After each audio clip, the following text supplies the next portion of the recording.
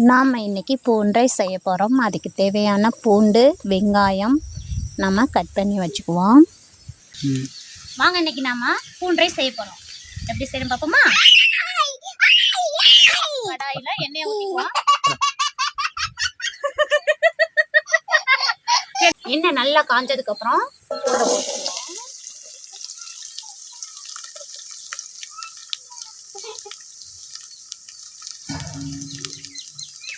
பூண்டு நல்லா செவக்க வதக்கணுங்க.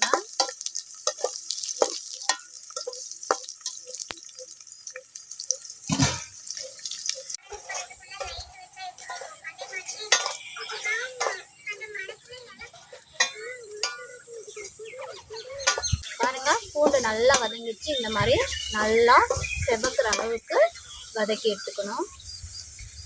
இனி நம்ம வெங்காயம் போட போகிறோம்.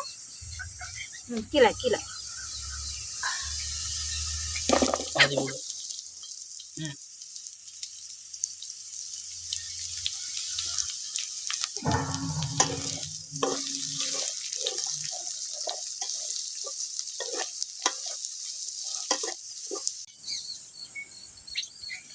வரமிளகாய் போட்டுக்கலாம்.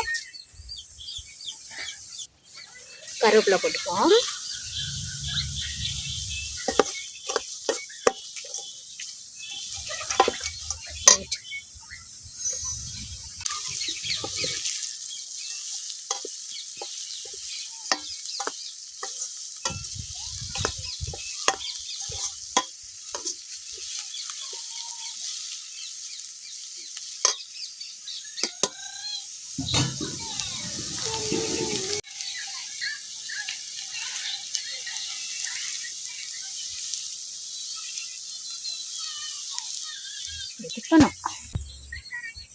நாம இப்போ ரைஸ் போட போகிறோம்.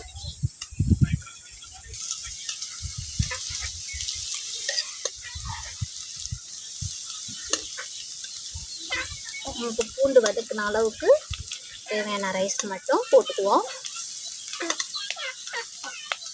போதும். நாம் ரைஸ் போட்டு கிண்டும் போது அடுப்பு சிம்மில் இருக்கணுங்க. சிக்கன் மசாலா 2 ஸ்பூன் ஆட் பண்ணிக்குவோம். கறி மசாலா 2 ஸ்பூன் சேர்த்துக்கோங்க. ஒயிட் பெப்பர் 2 ஸ்பூன் போட்டுக்கோங்க. உப்பு 1 ஸ்பூன் சேர்த்துக்கோங்க. நல்லா கிண்டிக்கோங்க.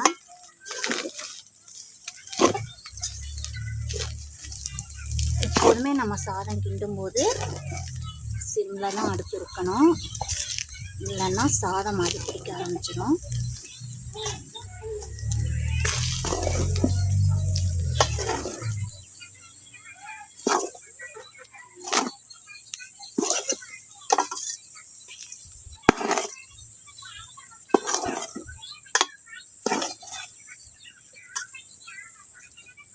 காரம் அதிகமாக சாப்பிட்றவங்க கரம் மசாலா சிக்கன் மசாலா 2 ஸ்பூன் சேர்த்துக்கோங்க.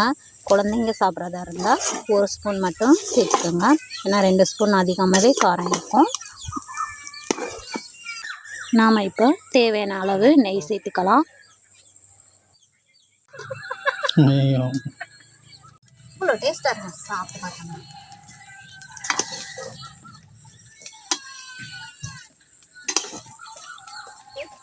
நெய் வாட கம கம கம கமன்னு தூக்கணும்.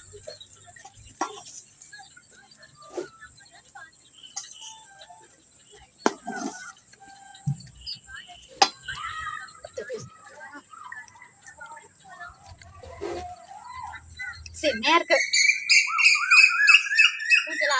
இருக்கா பூண்டு ரைஸ் செம்ம டேஸ்டா இருக்குது. இதே மாதிரி அடுத்த வீடியோ நெக்ஸ்ட்ல நம்ம நெக்ஸ்ட் வீடியோ சந்திப்போம். இரு